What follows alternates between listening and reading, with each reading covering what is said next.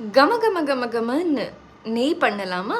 So ரொம்ப நாளாக சேர்த்து வச்ச பட்டரை வந்து நான் இந்த மாதிரி ஐஸ் வாட்டரில் நல்லா அதை வந்து வாஷ் பண்ணிக்கிறேன். வாஷ்னால் இந்த மாதிரி அந்த பட்டர் எல்லாம் பிரிஞ்சு வரணும். ஸோ அந்த மாதிரி பண்ணிக்கிறேன். ஸோ பட்டர் வந்து ரொம்ப ரொம்ப நல்லா இருக்கும். ஸோ இதை வந்து நீங்கள் அப்படியே பட்டரோட மோல்டில் கூட யூஸ் பண்ணி பட்டராக யூஸ் பண்ணிக்கலாம். அப்படி இல்லைன்னா கீயாக கூட கன்வெர்ட் பண்ணிடலாம். நான் வந்து இன்றைக்கி கீயாக கன்வெர்ட் பண்ணுறேன்.